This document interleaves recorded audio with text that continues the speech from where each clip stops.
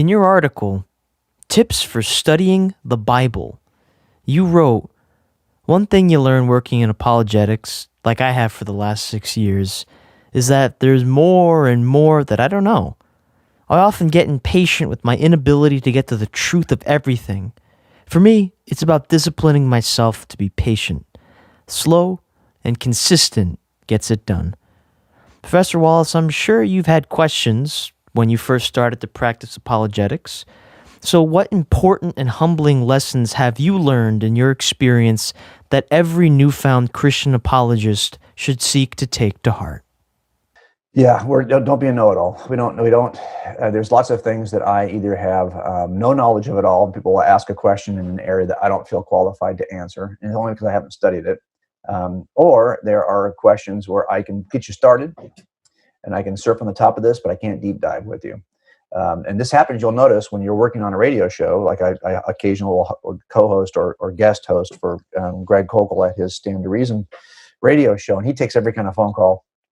You have no idea what's going to come down that line, the next call is going to be. And so there are lots of things that just are not to be honest, they haven't been my interest. So I haven't spent the time studying. And then when that happens, I don't pretend like I know something. And that's, I think, the biggest danger we have as, beginning to make the case, is that we don't want to be caught having to say, I don't really know an answer to that. Because it makes it sound, we're afraid it makes it sound like Christianity does not have an answer for that, when in fact we just don't have it mastered.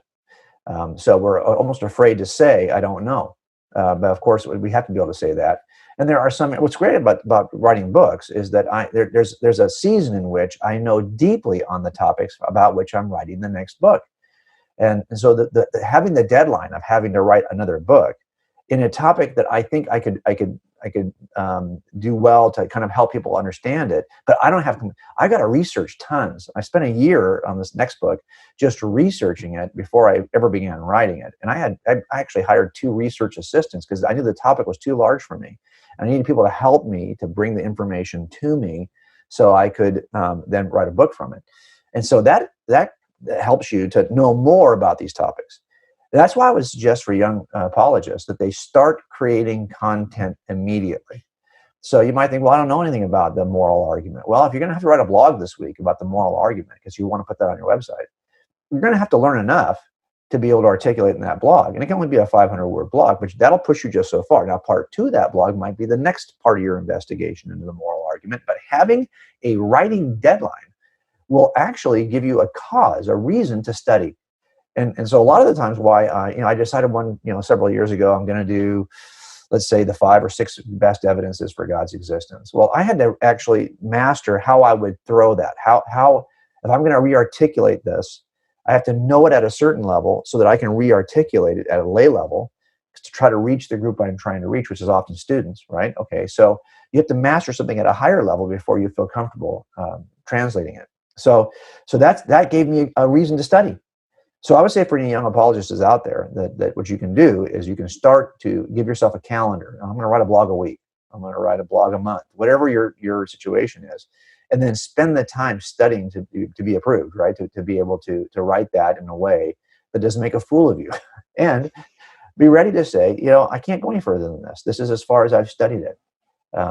This doesn't mean that there hasn't been somebody else in the rich 2,000-year tradition of Christendom that hasn't studied this to the nth degree, written their PhD dissertation on it, and has got several books on the topic. Of course, there are. But you can say, truthfully, I'm still researching this. People ask me, for example, all the time about the Shroud of Turin. Is this a good evidence for God's existence? I haven't done enough work on the Shroud of Turin to really give you an answer. Now, I can point you to people like Gary Habermas or other people who I know, who I like, who are friends of mine, who have done a lot more research on the Shroud than I have. I'm still on the fence about it, okay? But I haven't really wanted to land it. I just don't think I would use it yet in the case proper, mostly because I don't know the arguments for and against well enough to be able to prep this in trial. So I just think I want to be able to say to people, that's one I really can't answer for you, but here's somebody who might be able to help you. And that's what I would typically do in that situation.